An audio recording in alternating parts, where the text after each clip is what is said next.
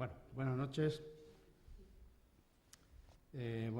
Muchas gracias por estar aquí en un día tan señalado hoy, sobre todo por esas noticias que nos vienen por la televisión. Les quiero dar las gracias a todos ustedes, a las personas que hacen posible que hayamos celebrado este curso, el concejal Antonio Cava y la directora de la biblioteca Paqui Díaz Pintado y a Alfonso Gallego, que es nuestro patrocinador y es el director de Unicaja en Manzanares. Hoy, 2.000 millones de personas de todo el mundo han seguido a través de la televisión o Internet la boda de dos personas. Un tercio de la población mundial ha estado pendiente de una ceremonia que afecta a la vida privada de una mujer y un hombre. Cada minuto de la boda, los novios se han gastado 15.750 euros, 2.600.000 pesetas. En el tiempo que va a durar esta charla, se habrán gastado 232 millones de pesetas. En las 36 horas que va a durar el jolgorio, 34 millones de euros, 5.600 millones de pesetas, para que sepan valorar mejor. Hay días que uno echa en falta una buena república. Hoy también hemos conocido los datos de la última encuesta de población activa, la famosa EPA. Casi 5 millones de españoles están sin trabajo. Hay 1.300.000 hogares con todos sus miembros en paro. Hay 1 millón de españoles que no cobran ya ningún tipo de subsidio, ni siquiera aquella especie de limosna de los 426 euros. Me preguntaba esta mañana qué pensarían todos estos españoles desesperados y cientos de millones de ciudadanos de otros muchos países que están en su misma o peor situación mientras veían la televisión ese desfile de lujo y boato desplegado en Londres. Me preguntaba si es este el mundo tan brutalmente injusto el que quieren para ellos y para sus hijos. Hace un par de días se presentó en Sevilla un manifiesto titulado Compromiso Social para el Progreso, en el que, frente a la crisis y los recortes en políticas sociales, organizaciones civiles de todo tipo se comprometen a defender lo que tanto nos ha costado construir, el estado del bienestar. Por si alguien lo quiere, he traído unas fotocopias. Es un manifiesto que no pertenece a ningún partido político, sino a organizaciones sociales y sindicales. En ese manifiesto se afirma que la ciudadanía debe ser sujeto activo y no pasivo de la acción pública. Hoy, cuando clausuramos con esta charla el tercer curso de la Escuela de Ciudadanos, parece un día indicado para recordar que fue precisamente con esa idea, la de ciudadanos activos en defensa de la libertad, la justicia, la igualdad y la solidaridad, con la que nació esta particular escuela.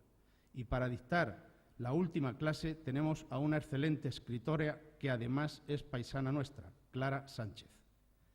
Clara Sánchez nació en Guadalajara, es hija de ferroviario y por ello vivió en diversas partes de España, lo que la aficionó a la lectura y al cine. Estudió en la Complutense de Madrid Filología Hispánica y después, durante unos años, se dedicó a la enseñanza, tras los cuales se consagró a la literatura, a la escritura. Desde la aparición de su primera novela, Piedras Preciosas, en 1989, ha escrito 8 más y ha ganado 2 de los más importantes premios literarios que se conceden en España, el Alfaguara en el año 2000 por Últimas Noticias del Paraíso y el Premio Nadal el pasado año por Lo que esconde tu nombre. Muchas de esas novelas, se lo recuerdo, están disponibles en esta biblioteca para ustedes. Creado en 1944, el Premio Nadal es el más veterano de todos y algunos de los nombres más prestigiosos de la narrativa española lo han ganado: Miguel Delibes, Ana María Matute, Rafael Sánchez Ferlosio o Carmen Martín Gaite. La obra de Clara ha sido traducida a varios idiomas: al francés, al alemán, al ruso, al italiano. Y precisamente, viniendo de Ciudad Real ahora esta tarde, me comentaba Clara que un periódico español, El Mundo, viene hoy una vez más la lista de libros más vendidos en Italia, entre los cuales está este último libro de Clara, que llegó a ser número 1 en Italia y el libro más vendido de toda la literatura extranjera. Hoy Clara es una de nuestras novelistas más cotizadas, que además escribe artículos de prensa, entre ellos en El País, y precisamente por un texto publicado en este periódico recibió en el año 2006 el premio Germán Sánchez Ruy Pérez al mejor artículo sobre lectura. Es también, como dije antes, gran aficionada al cine y durante mucho tiempo colaboró en el programa de televisión Qué grande es el cine. Sobre su estilo literario recordaré lo que dijo el crítico José María Güelbenzu tras ganar el Premio Nadal. Comillas, la sensación que transmite el trato con Clara Sánchez es la de que sus novelas se parecen mucho a ella. Existe una relación directa entre su modo de ser y su estilo literario. Todas sus novelas están cargadas de cotidianeidad y quien se acerca a ellas siente en apenas unas cuantas líneas que le están hablando de problemas que le pertenecen, que le resultan cercanos. La misma Clara nos dice que sus novelas versan sobre la actualidad, porque, es una frase de ella, es en el presente cuando sentimos el calor del sol y la vida.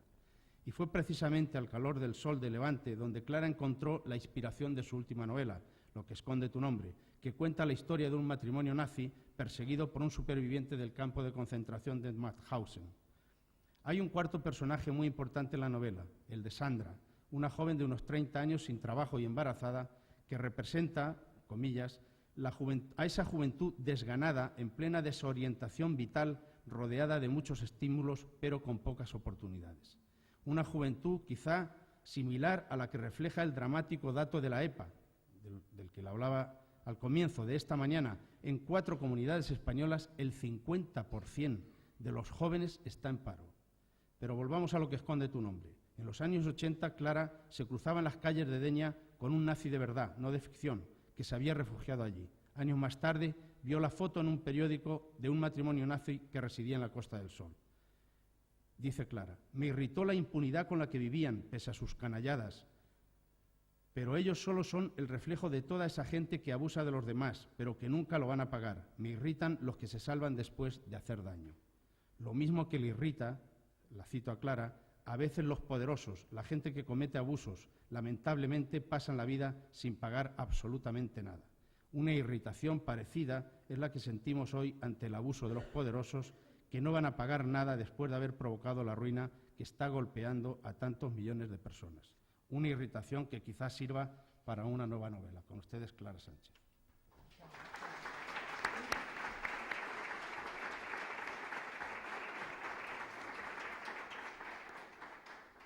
Buenas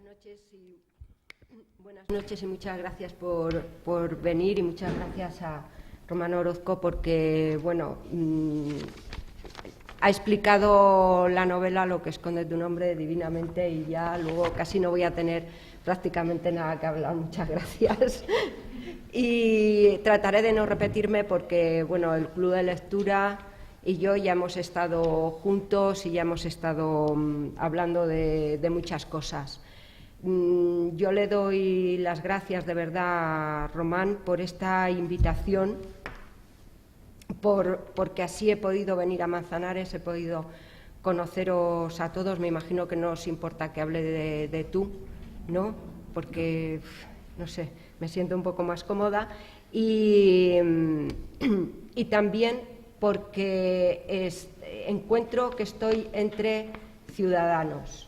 A mí me parece que escuela y ciudadanía son 2 palabras que encajan muy bien, que se llevan muy bien. A mí me interesa mucho todo lo del ciudadano. Si hay alguien que haya leído mis artículos o las cosas que yo escribo, o simplemente con mis novelas, se habrá dado cuenta de eso, de que a mí me interesa profundamente el ciudadano y cómo podemos transformar las cosas en nuestra realidad, lo que nos ha tocado vivir, cómo podemos nosotros mejorarlos y, sobre todo, cómo podemos demostrar nuestro poder. Porque yo pienso que el ciudadano, y así lo siento y lo quiero creer, en realidad somos los que tenemos el poder. Lo que pasa es que algunos se las ingenian para que pensemos que somos, pues, ¿cómo diría yo?, unos parias, ¿no?, que no tenemos, que no contamos, que solamente votamos cierto día y se acabó. A mí me interesa mucho la palabra ciudadano por todo el contenido que tiene. Creo que en España lo desarrollamos mal, que todavía no nos hemos dado cuenta de ese poder que tenemos. En primer lugar, en el trato cotidiano. Por ejemplo, en Madrid, el ciudadano, en fin, espero que nadie se moleste, pero nos comportamos de una manera bastante incívica. Yo creo que el ciudadano tiene la obligación de hacerle la vida tolerable a sus semejantes. Es decir, salir por la mañana y no ir ya con los colmillos sacados y con el colmillo retorcido y, en fin, no quiero utilizar otras palabras, sino suavizar la realidad. El que el ciudadano se dé cuenta, nos demos cuenta de que compartimos un espacio que es un bien común y que hay que hacerlo tolerable. No se puede entrar en el metro, y perdonad que baje a unas cosas tan primitivas y esenciales, pero es que es así la convivencia. No puedes entrar en el metro y el que pasa primero que te dé, ¡pum!, con toda la puerta en las narices. O sea, un rasgo de ciudadanía sería esperar a que el otro pase. Simplemente son detalles de convivencia, que sobre todo, seguramente que aquí no, pero en las grandes ciudades se ha perdido. Se ha perdido, y eso genera un cabreo, genera ya una actitud ante el día, ante el trabajo y ante la realidad que la hace hostil. Eso por una parte. O sea, creo que la escuela del ciudadano tiene que hacer hincapié en estos detalles. Son simples detalles, pero son con los que vivimos todos los días. Pero es que luego, aparte de esto, el ciudadano tiene ese poder del que hablaba antes. El ciudadano tiene que volcarse más en su, como has dicho tú antes, Román, en ser menos pasivo, más activo, en involucrarse en asociaciones. Es decir, el ciudadano tiene que saber, tiene que tener el orgullo de ser ciudadano. Es decir, creo que en España, y espero, trato de expresarme lo mejor posible con esto, creo que en España todavía no hemos conseguido estar orgullosos de ser ciudadanos. Es decir, el ciudadano tiene que ser muy consciente de sus derechos y de que quienes les gobiernan, las administraciones y todas esas personas a las que pagamos están a nuestro servicio y no al revés. Es algo, bueno, como muy simple, pero es que es así. El otro día estaba en Grenoble, en Francia, y unas cuantas personas de mi edad, no eran chavales jóvenes ni estudiantes, se metieron en el ayuntamiento y montaron una impresionante, simplemente porque consideraban que les habían subido la calefacción y que estaba demasiado cara. Tienen sentido de la ciudadanía, de que son ciudadanos con unos derechos. Y a nosotros, francamente, es mi manera de verlo, nos tapan las bocas con dos palabras. Vamos a un sitio de la administración, hablo yo de Madrid, de los sitios que conozco, y inmediatamente es que te tratan de una manera que no hay derecho. Perdona, yo soy el ciudadano, yo soy el que pago y soy el que tengo los derechos. Entonces, con esto termino esta perorata. Simplemente, yo por lo que abogo es por recuperar, cimentar y desarrollar el orgullo de ser ciudadano de una ciudad, de un país, y que ese ciudadano tiene unos derechos que nadie se puede saltar a la torera. ¿Cómo se hace eso? Pues no tengo ni idea, pero como estoy en una escuela de ciudadanos, creo que es el mejor sitio, el sitio idóneo para plantear esto. También es cierto que es algo que se puede empezar a fomentar y a inocular desde la infancia. Antes en el club de lectura hemos estado hablando de la educación, de la escuela pública, de la enseñanza. Creo que por ahí es por donde deberíamos empezar, a enseñar a los niños, no a que sean unos bravucones, no a que tienen derecho a todo, pero sí que tienen unos derechos que están adquiridos por una Constitución y por una serie de leyes. O sea, yo creo que tendría que haber más asociaciones ciudadanas activas que vigilen lo que hacen aquellos a quienes confiamos nuestro dinero. Sencillamente creo que no hay una vigilancia en ese sentido y que cualquiera puede hacer no lo que le da la gana, porque en fin hay unas pautas de control, pero el ciudadano no se entera de nada y eso es lo que a mí me lleva a los demonios. Yo no me entero nunca de lo que hacen con mi dinero y me gustaría que hubiese unas asociaciones de gente como yo que se enterase de todo y que me lo explicara. Como veis, estoy pasando olímpicamente a los partidos políticos. Y no quiere decir que yo no... Ojo, que si hay dos políticos que a mí ahora mismo me gusten, por los que yo diría algo, son Tomás Gómez en la Comunidad de Madrid y José María Barreda en Castilla-La Mancha. Bueno, ya me he mojado del todo.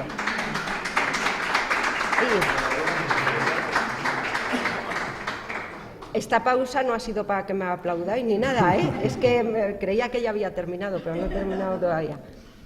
Entonces yo, como escritora, como ciudadana, lo que os puedo decir, y es algo que siento, es que en mis novelas mis personajes son ciudadanos. Son ciudadanos, no son gente extraordinaria, no son gente que vaya a tener una página en un libro de historia, son ciudadanos. Y cuando venía en el AVE, pensando en todo esto es cuando me he dado cuenta. He pensado, claro, si yo siempre escribo de la gente que tengo alrededor, de la gente que es como yo, que es como mi familia, mis vecinos, mis amigos, de personas corrientes, de personas normales, que tienen que trabajar para vivir, que tienen que pagar unos impuestos y que a veces pues se sienten desorientados porque nadie les cuenta las cosas. Es que es así, nada más. Y mucho más desorientados cuando a lo mejor tiene un fondo de inversión que están manejando en Wall Street, unos descerebrados que no saben ni lo que hacen, ¿no? O sea, quiero decir que a través de estos personajes ciudadanos míos, yo siento el mundo como muy inestable, como hemos comentado antes en el club de lectura. Por ejemplo, en Últimas noticias del paraíso, que es una novela que hemos mencionado antes, pues los personajes de esa novela viven en una urbanización a las afueras de Madrid. Unos tienen trabajo, otros no tienen trabajo. El trabajo es muy importante en mis novelas, tienen mucha presencia. Tienen mucha presencia porque yo creo que el trabajo es lo que ahora mismo define y caracteriza al hombre contemporáneo. O sea, vivimos a través del trabajo. Cuando yo era pequeña, yo conocía muchísima gente que no trabajaba y que no había trabajado nunca en su vida, que vivían de rentas y estaban tan orgullosos.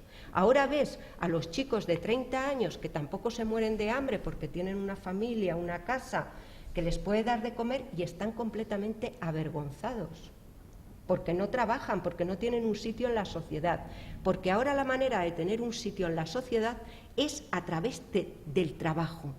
Por eso es tan sangrante y tan terrible lo que acaba de contar Román, sobre toda esa cantidad de parados y que están destruyendo, por lo menos psicológicamente, pues a una gran parte de nuestra juventud. Tengo una novela dedicada al mundo del trabajo, o por lo menos se desarrolla en un centro de oficinas que se llama 1.000.000 de luces. En Últimas noticias del paraíso también se produce ese conflicto entre la gente que trabaja, que no trabaja, que tiene que buscar trabajos.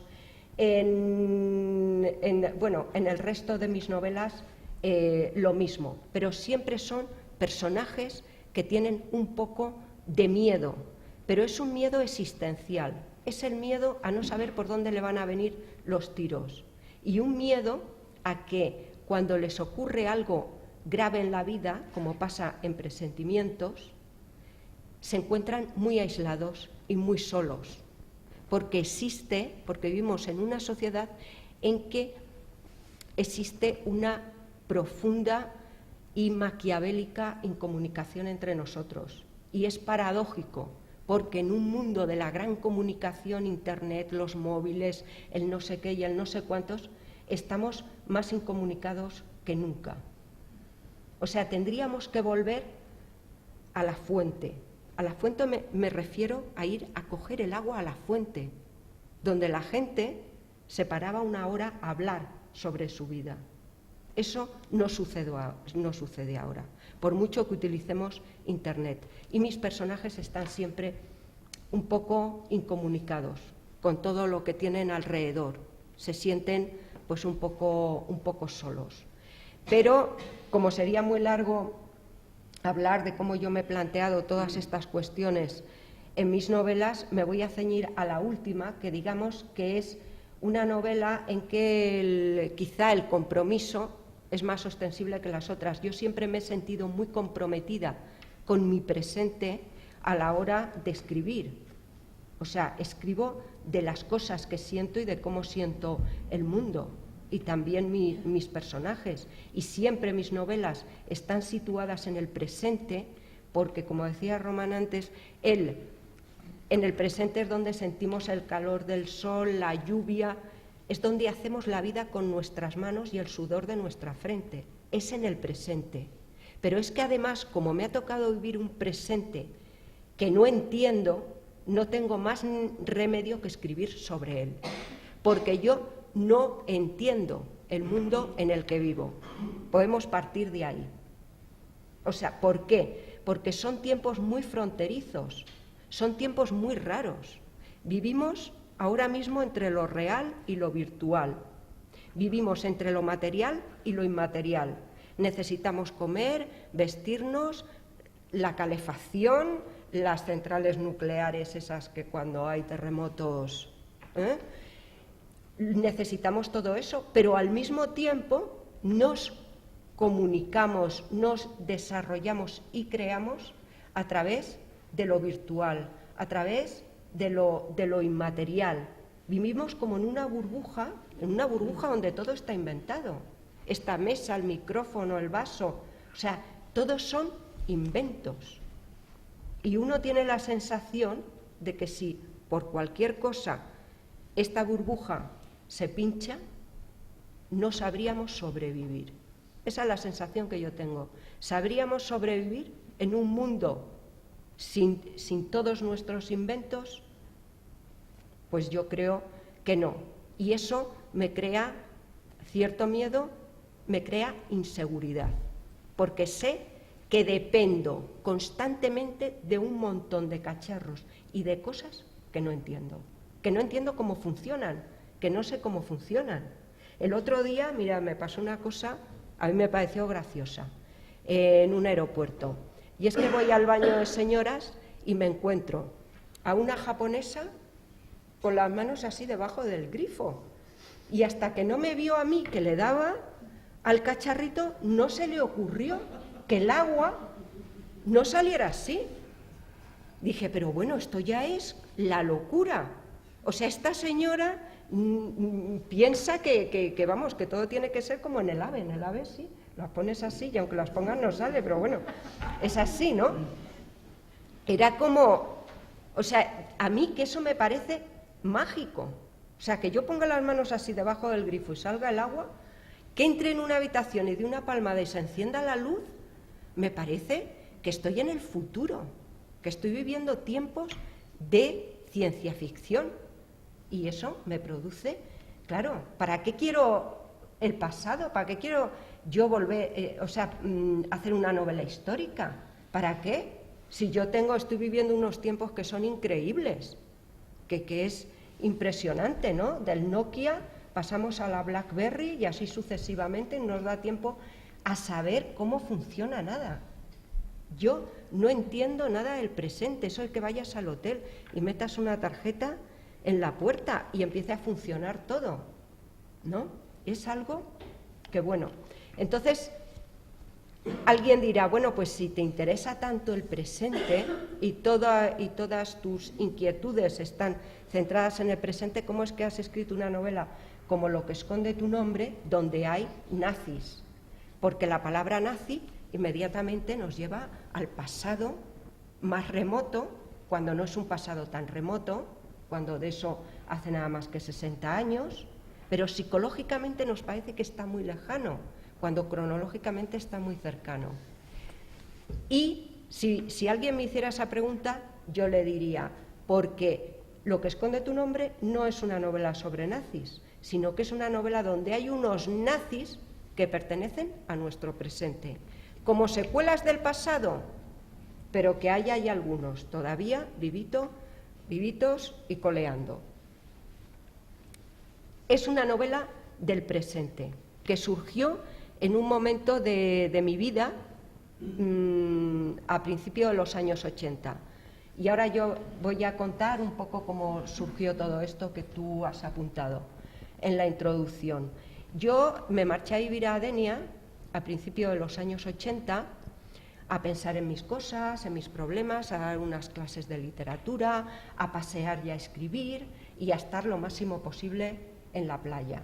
Y entonces, cuando llegué allí, no me podía imaginar, como le pasa al personaje femenino de la novela, a la joven, a Sandra, yo no me podía imaginar que allí me fuese a encontrar con el pasado, con un pasado que pertenecía a los libros de historia y a los documentales y a las películas.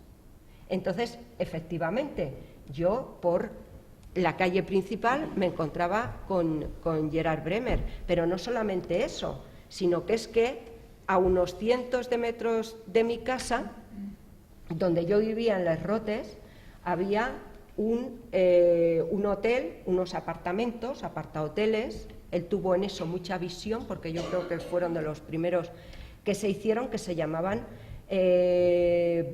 apartamentos, bungalows Bremer.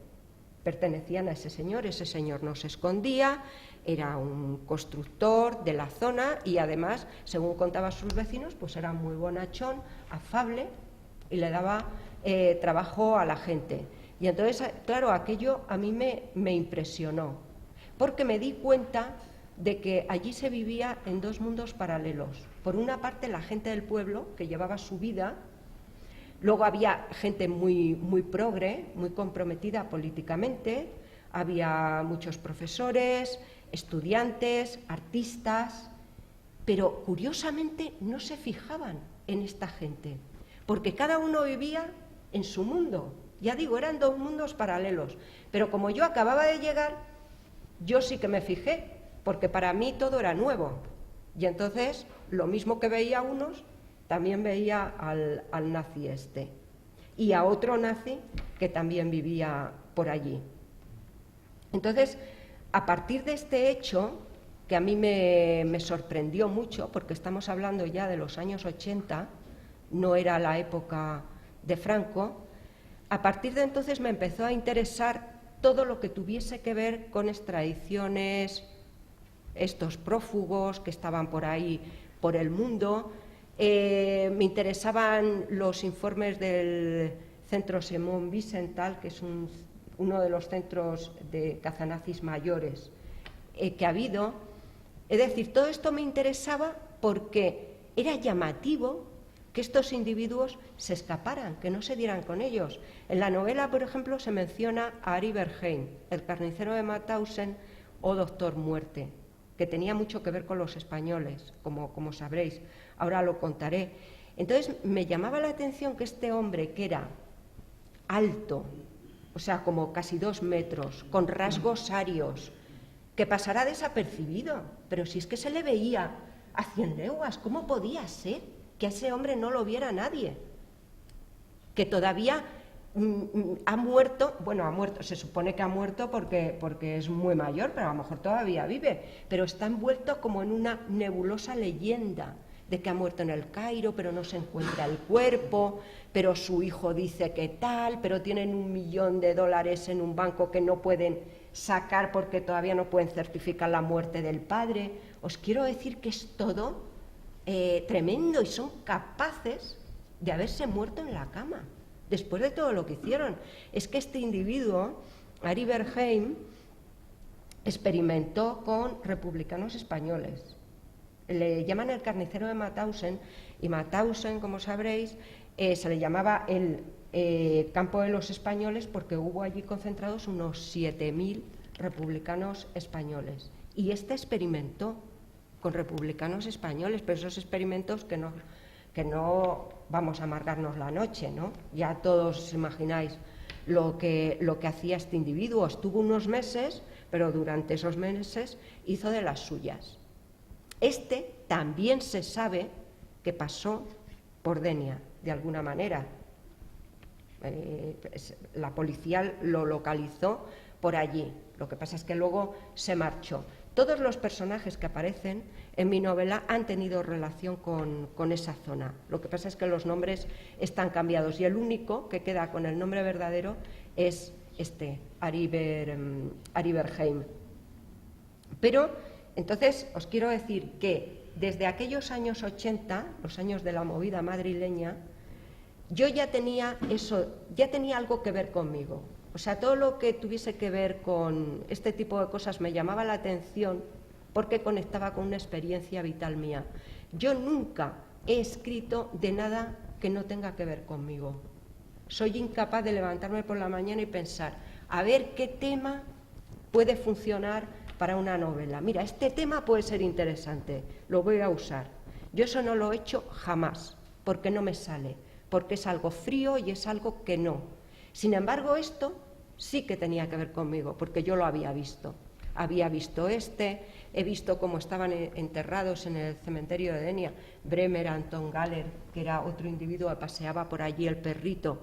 Lo que pasa es que se vivía más escondido.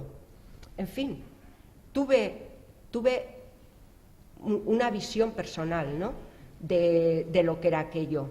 Pero fue hace 4 años cuando vi una foto en un periódico de una pareja de nazis noruegos. Él mató a no sé cuantísimos judíos noruegos, de tal modo que recibió de las manos de Hitler la máxima condecoración. Bueno, pues esta parejita que vive en la Costa del Sol aparecía en esa publicación de la colonia noruega. Se me ha olvidado traeros la foto, pero están sentados en un sofá. También él es bastante ario, es muy parecido a Ari Berheim. Ella está un poco más arrugada, pero en fin, parece como que no han roto un plato en su vida. Y fue el ver esa foto y saber quiénes eran cuando ya se puso en funcionamiento la novela. Las novelas salen de las cuestiones a veces más peregrinas, de casualidades de la vida, del azar. Yo nunca me he propuesto escribir nada fríamente, como os decía antes. Tienen que surgir las cosas así. Y así es como surgió Lo que esconde tu nombre, porque en cuanto vi esos 2 personajes, recuerdo que puse la foto así delante de mí y parecía que habían salido de la foto y que se habían puesto en movimiento. Empecé a verles, empecé a ver que detrás de esas caras había unos monstruos. Y empecé a imaginar cómo sería esa vida y la vida que ellos llevarían, ¿no?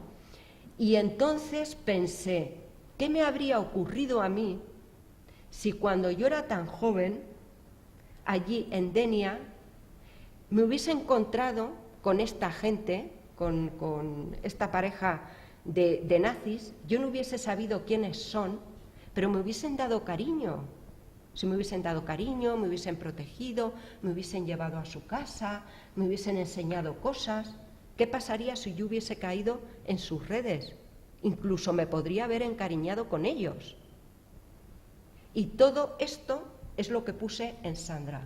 Sandra es más o menos como era yo cuando tuve la experiencia de conocer en vivo y en directo esta realidad de la que yo no había oído hablar, porque en España no se hablaba de esto, ni se habla ahora. Es increíble, pero ha existido y existe. Y algunos han logrado vivir su vejez pasando por etapas democráticas, y nadie los ha echado de aquí. Y eso es una cosa que, bueno, que está ahí. Ahora voy a charlas y me encuentro con muchísima gente que me da su testimonio, porque resulta que hay personas que trabajaron para uno de ellos, que tuvieron un vecino que era nazi, su padre fue amigo de un nazi, y es gente que tiene ganas de contarlo. Y no lo ha contado hasta ahora porque simplemente no se hablaba de esto. No es que lo ocultaran, porque no tienen por qué ocultarlo, sino simplemente, bueno, pues no era tema de conversación. Y entonces pues sienten un gran alivio a decir, pues sí, a mí me ocurrió esto, tuve este tipo de relación. Alguna gente ni siquiera se había enterado de que esas personas eran nazis, pero han estado aquí y todavía están y todavía siguen, que hace unos meses murió uno muy importante en Madrid, que estaba allí. Otto Skorzeny, por ejemplo, un personaje muy impresionante del nazismo, está enterrado en la Almudena. Murió en el 75.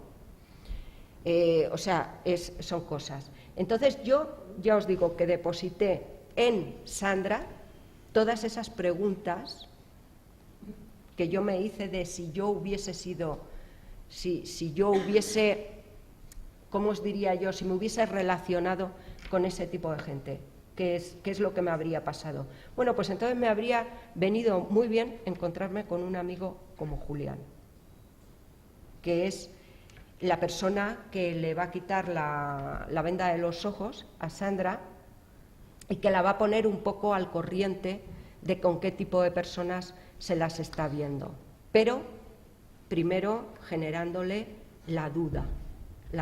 En el fondo yo quería escribir una novela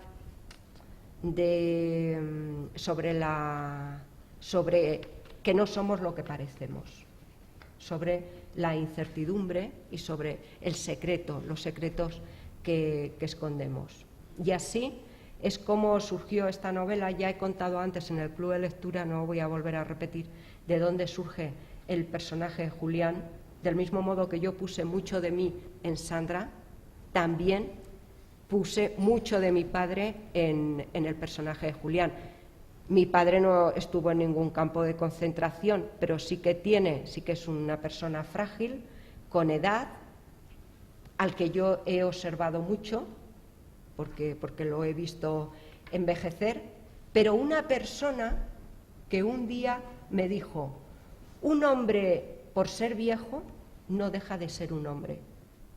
Y eso lo podemos decir de las mujeres también, pero pensé, tiene razón. Es que los excluimos, los recluimos, cuando una persona, aunque tenga la edad que tenga, la vida le exige actuar, le exige comprometerse, le exige tomar decisiones, le exige sentir y le exige pensar. Y entonces estamos arrinconando a personas como si ya no estuviesen capacitadas para todo eso. Eso me lo dijo mi padre. Un hombre, por ser viejo, no deja de ser un hombre. Y eso se lo he colocado, se lo he transferido a la personalidad de Julián, que es alguien que sabe bastante bien quién es. Y luego, pues, una especie de entereza que yo le he visto a mi padre. Más que entereza, pues eso, no engañarse. Por ejemplo, a mi padre le repatea que lo llamen abuelo, que es ahora algo que se hace mucho, ¿no? Llamar abuelo a alguien que no es tu abuelo, simplemente porque sea mayor, ¿no? O tercera edad, o todos esos eufemismos. Él dice, no, yo soy viejo y no quiero que me llaméis tonterías de ese tipo. Soy viejo y me di cuenta que era viejo el día que iba conduciendo y todos los que me veían la nuca blanca me pasaban de largo. Así es mi padre. Y entonces esa especie de, no sé, como de entereza ante la vida, o por lo menos de no engañarse, es lo que he puesto a Julián para poder sobrevivir en ese mundo en el que de pronto se encuentra. Son ciudadanos, pero Sandra y Julián son ciudadanos que en un momento de su vida pues tienen que pensar si actúan o no actúan, si son pasivos o si son activos. Tienen que tomar una decisión.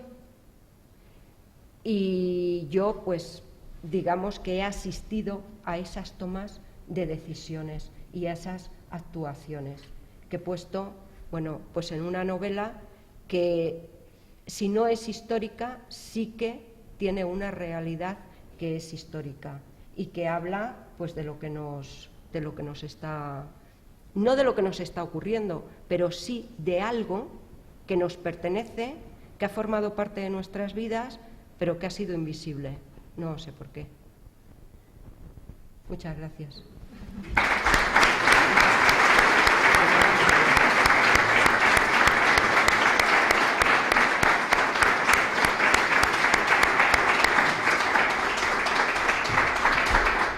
Gracias. Bueno, ¿alguien tiene preguntas para Clara? ¿Algún comentario? Podemos retomar una discusión que había antes en el Club de Lectura sobre el bachiller de excelencia y la escuela pública, la enseñanza pública o la enseñanza para elites. Yo no sé si están aquí las personas que antes estaban hablando de eso. ¿Sí? Pues venga, retoma la palabra. Resúmelo si no. quieres. Yo creo que ella ya hizo referencia antes. Sí, yo creo que se ha hablado de la escuela pública y de la defensa de la escuela pública, en lo que estamos de acuerdo, yo trabajo en la escuela pública y además vocacionalmente. Y entonces ha surgido el tema del bachillerato de excelencia que ha propuesto Esperanza Aguirre en la Comunidad de Madrid. Y hemos tenido una diferencia de opinión, porque yo sí que pienso que el bachillerato de excelencia me parece que está bien. Y hay gente que opina que no. O sea, que es un poco el debate que teníamos. Y yo quizá no estoy de acuerdo con cómo lo va a organizar Esperanza Aguirre. O sea, que realmente tampoco sé cómo lo va a organizar, con lo cual no puedo decir ni que sí ni que no. Pero sí que estoy de acuerdo en un bachillerato de excelencia, porque yo soy defensora de la atención a la diversidad, que es lo que he defendido durante muchos años en la escuela pública, y la diversidad para mí es toda la gente, ¿no? Y me parece que es tanto la diversidad por abajo que por arriba que por el medio. Y entonces, pues, igual que he defendido durante muchos años la atención a la discapacidad, también me parece que tengo que defender la extensión. Pero mira, hay una cosa, ¿no ves? Ya nos vamos a volver a liar tú y yo. Pero yo creo que, por ejemplo, la atención a las personas que necesitan una atención especial, ¿no?, va encaminada a la integración, ¿no? No se les hace un curso aparte, sino que se les da unas clases de apoyo para que puedan estar integrados, como les pasa a los inmigrantes, ¿no es así? Sí. Pero es que aquí no se trata de eso. Aquí se trata de llevar a todos los listos o a todos los más dotados juntitos. O sea, se les está sacando de la normalidad. Es que yo creo que primero es una enseñanza obligatoria, porque es en el bachillerato, me parece, y a lo mejor más cuestionable si fuese en la enseñanza obligatoria, que es hasta los 16 años. Quiero decir que hay las mismas oportunidades hasta los 16, y a partir de los 16, pues a lo mejor hay alumnos también con discapacidad que a partir de los 16 años tienen ya que tener una atención específica de centros específicos, y algunos de centros pequeños. O sea, yo no quito la posibilidad, y me parece que también hay que atender a la excelencia. Que quizá lo que me parece mal es que el sistema en general, el sistema es disgregador, no es integrador. Eso, claro. Entonces, como es desintegrador, pues desintegra. ¿Y qué hace con la excelencia? Desintegrarla también. Pero es que creo que es el sistema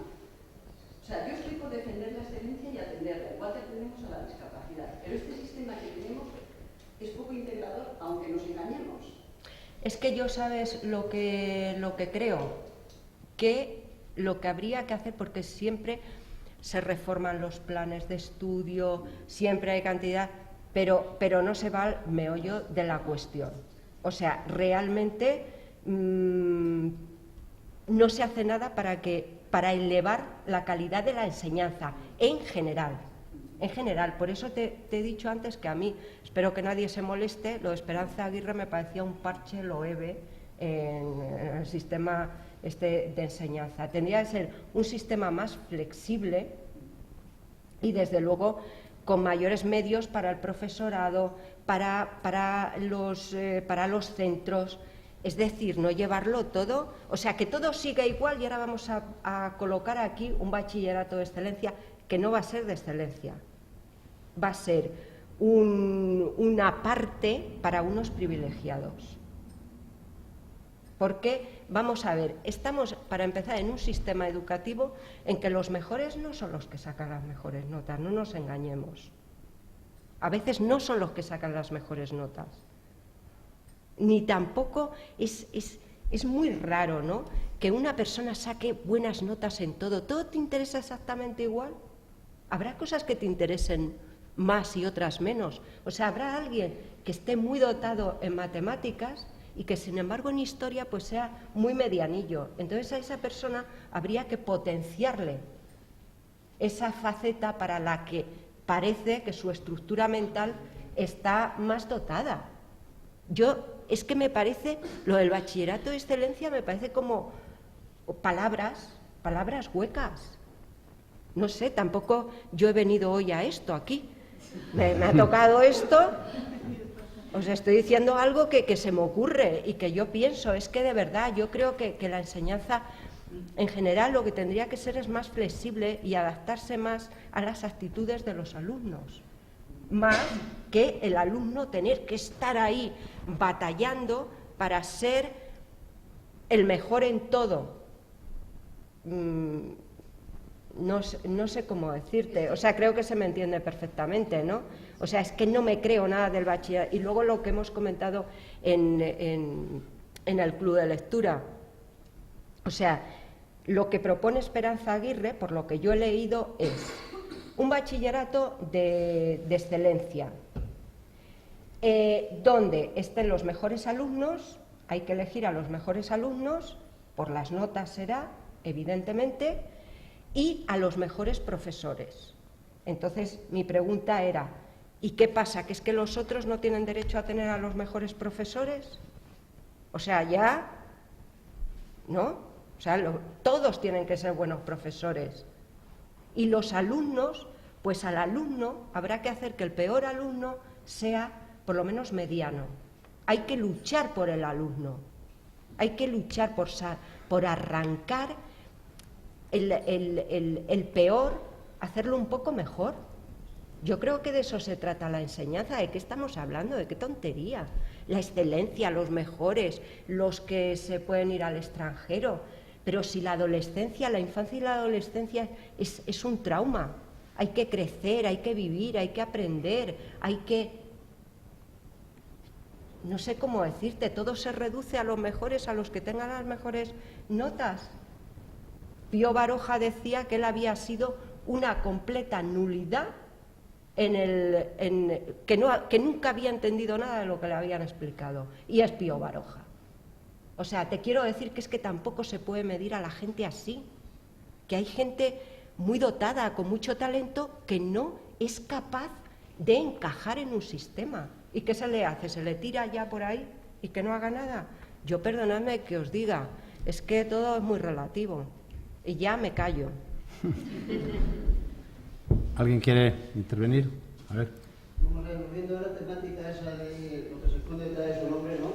Pues bueno, resulta que estamos en los 70 años después, ¿no? Estamos en esta Europa de las comunicaciones, de la Unión Europea, y bueno, llevamos ya 2 años donde la extrema derecha, cada día que hay unas elecciones, van saliendo, además en porcentaje Francia, entre Francia e Italia ahora quieren poner para que no se nos pase lo de Libia, pero entonces yo creo que no solamente es la historia, ¿no? Porque estos ciudadanos que que aprueban a la hija de Le Pen, al otro y Claro, al otro, claro. que son del siglo, son de ahora, se han educado supuestamente, ¿no? O sea, en libertad y demás, ¿no? ¿Y cómo salen esos números? ¿Cómo salen esos votos? ¿Por qué se produce el volver este pasado oscuro que no es pasado?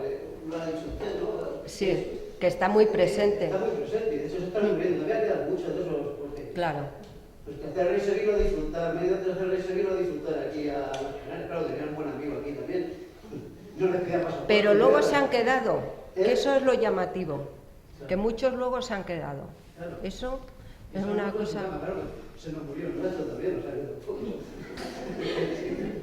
Desde luego inmortales parece que no son, pero viven mucho. Sí, es que es algo en lo que se debe poner atención, ¿eh? De hecho, yo, y no me gusta hablar de esto, de verdad, porque fue muy desagradable y porque no, pero bueno, ya se sabe porque se publicó, que nada más publicar la novela recibí mensajes de gente de esta, yo no sabía que existía. El primero que recibí, me ha estado escribiendo mucho a la página web, es un individuo que vive en Gijón, que es de mucho cuidado, ¿eh? O sea, me escribe con una prepotencia, bueno, hace ya que lo ha dejado, pero en fin, o sea, fue el primero que me mandó una nota diciendo que deja en paz a esos pobres ancianos, ponía entre paréntesis, pobres es un decir, que tanto han hecho por España y por Alemania, Heil Hitler. O sea, entonces yo me di cuenta de que no era solamente aquellos que había visto en Denia y que todavía sabía que existían, sino que había por muchas partes. A mí me han escrito de Gijón, me han escrito de la Costa Brava, me han escrito del extranjero. O sea, quiero decir que, hombre, serán muy viejecitos y tal, pero desde luego están muy mal acostumbrados. De estas últimas elecciones, de esta gente así como en Islandia, los seguidores de Le Pen, no hace falta ir, están ahí, están aquí. Sí. Y además son racistas, son xenófobos, pero mi pregunta era, ¿qué pasa? Que la educación que nos han metido a esta gente es que es de ahora, es que es de hace 30 años. O sea, seguimos pensando todavía que vienen o que... Es que eso es, yo creo que claro, todo lo que es xenofobia, racismo, clasismo, porque nos olvidamos del clasismo. Yo muchas veces hablo de esto. Para mí el clasismo es una manera de racismo, ¿eh? Porque me encuentro con muchísima gente de izquierda, perdonad que os diga esto, que no son racistas, no son nada, pero son clasistas, la élite, y todo ese rollo. Y yo digo, vaya, porque yo soy de la opinión que el talento sale de la calle. Yo no creo en las élites. Por eso lo del bachillerato de excelencia no me creo nada. Creo que el talento, la renovación y todas las cosas que favorecen a la sociedad vienen de otra manera. Las élites ya no cuentan nada, porque daos cuenta, bueno, yo estoy pontificando aquí como si yo fuera Dios, perdonadme, es que me han puesto en esta mesa, estoy un poco más alta y ya, pero ¿qué pasa? Que eso es lo que te gustaría, pero el mundo es de las élites. Es de la, pero que a la gente hay que prepararla. Y no, pero perdona. No, pero ¿sabe? Oye, es que no se pueden desarrollar las capacidades.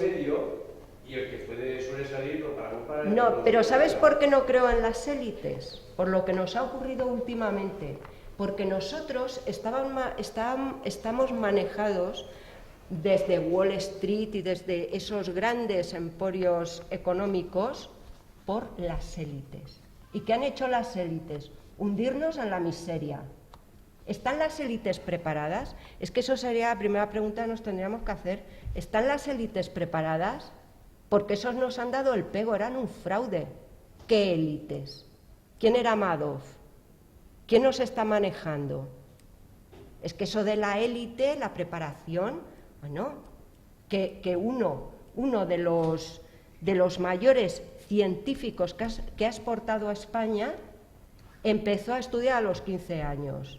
Y mientras tanto estaba, me parece que vendiendo globos para Albacete, que es de Albacete además, y que es un experto en la mosca no sé qué. ¿Sabes lo que te quiero decir? O sea, que es que las élites generalmente, es mi humilde opinión de persona no élite, yo creo que para lo que sirven es para que se relacionen los hijos de fulano con los hijos de mengano, hacer sus paripés y seguir manejándonos a todos. Pero afortunadamente, ahora el que quiere estudiar, estudia. Hay buenos profesores, yo creo los profesores de la enseñanza pública, y el que tiene un poquito de mollera y capacidad puede salir adelante. Y no me creo todo el rollo ese de las élites. Otra cosa es que cuando ya, vamos, está, no sé, pues que lo lleven a un sitio muy especializado, pero que la especialización empiece en el bachillerato. Yo tengo una pregunta. A ver. Una de mis películas favoritas es La caja de música. ¿Ha surgido... No, déjalo, que esa es tuya. No hay más. Gracias. ¿Ha surgido algo parecido a lo que sucede en La caja de música? Que algún hijo ahora haya renegado de su padre nazi. Haya renegado. Yo, por ejemplo, caso cercano. Gerald Bremer tiene 2 hijos, uno está en Alemania y otro vive en Denia. Y el chico está allí y es del pueblo y vive tal, y claro, para él es una mortificación, ¿sabes? Que vayan a hablar con él, que le recuerden que es el hijo de Bremer y todas esas cosas, porque está integrado en el pueblo, porque tal. Claro, yo tampoco he hablado con él íntimamente como para saber. Y luego, de todos modos, de vez en cuando dice que todo lo que se dicen es mentiras, son mentiras, ¿no? Pero bueno, me imagino que el chico tendrá que sobrevivir, él no tiene la culpa de lo que ha hecho su padre, pero claro, es una situación muy complicada, es su padre, tampoco querrá verlo como un monstruo. Son esas cosas. Claro, el pobre chico es un buen chico, está allí, pues hay que dejarle vivir. ¿Alguien más quiere comentar algo? A ver. Hablando antes del trabajo y es usted escritora, entonces quería preguntarle si eso, teniendo en cuenta la situación laboral actual, si es posible, si usted aconsejaría a alguien joven que siguiese una vocación literaria, si piensa que el futuro va a poder vivir de eso. Pues mira, es que, claro, no se puede vivir de esto. O sea, y si es vocación, lo puede hacer. Una cosa es la vocación y otra es ganarse la vida. Yo antes lo comentaba en la charla que hemos tenido antes, que yo siempre he trabajado para escribir. Yo nunca pensé que fuese a publicar ni nada, pero sí que escribía porque tenía esa vocación. No porque tenía esa vocación, es que yo no puedo vivir sin escribir. Entonces escribía y escribía, pero jamás pensé que fuese a vivir de la literatura. Entonces he tenido trabajos, he estado dando clase en la universidad muchos años, yo me ganaba la vida y escribía, y simplemente por circunstancias de la vida que han sido favorables, pero no al principio. Yo llevo publicando 21 años, Es ahora cuando me han sido favorables en el sentido de poder vivir de lo que escribo. Pero hasta ahora yo he trabajado en otras cosas y además me gustaba porque así pues no perdía pie, o sea, quiero decir que estaba en la sociedad y tenía cosas de las que hablar. Hay que vivir para escribir, ¿sabes lo que te quiero decir? Entonces, yo no le aconsejo a nadie que se meta en el mundo de la literatura o que escriba pensando en que va a hacerse rico, porque entonces estaremos ya creando una persona frustrada desde el principio. Yo creo que esto se tiene que hacer por placer, porque es algo que completa tu vida, porque es algo que te gusta, porque es algo que te aísla del mundo y que es un refugio para ti.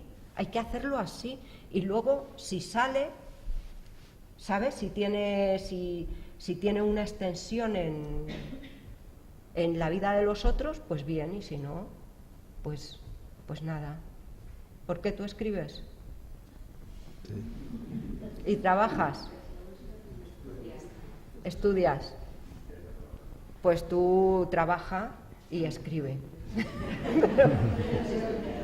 Trabaja y escribe, porque te quitarás mucha ansiedad y porque podrás escribir mejor, ¿sabes? Porque yo la gente que he conocido que desde el primer momento se ha metido en el mundillo literario y ya ha ido de escritor desde el principio, he conocido, bueno, pues a gente muy fracasada, muy, no sé, con el colmillo muy retorcido, en fin. Y eso no te lo deseamos a ti, que vas a triunfar, pero sin pensar en triunfar. ¿Sabes lo que te quiero decir?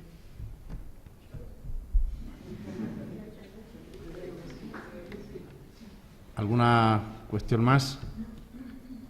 Bueno, pues muchas gracias a Clara. Pero un momento.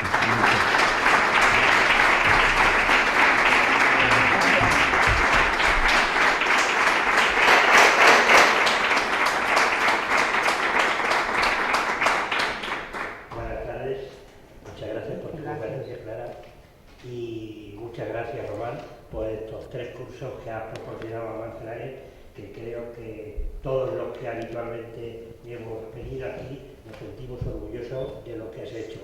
Han sido 15 conferencias extraordinariamente importantes, donde gente muy importante de la literatura, de la política, de la cultura, han estado en Manzanares, y la verdad que ha sido una proyección para Manzanares impresionante. Muchas gracias de verdad, y Manzanares y el Ayuntamiento, el equipo de gobierno, te lo agradece muy sinceramente. Ha sido un honor y un orgullo colaborar contigo, y yo desde luego estoy muy satisfecho de lo que has hecho. También aprovecho la ocasión para agradecer a Unicaja el patrocinio de los últimos cursos. Muchas gracias, Alfonso. Y como no, Paqui, que ha sido la coordinadora de todo este tinglao, que desde luego ha sido entrañable.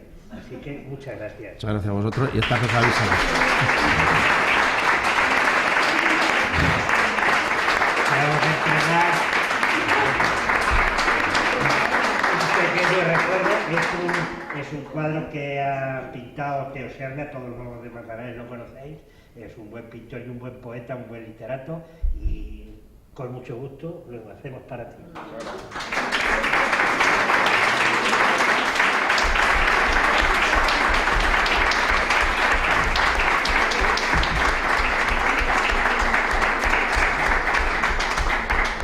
Estas cosas se avisan porque me puede dar un infarto.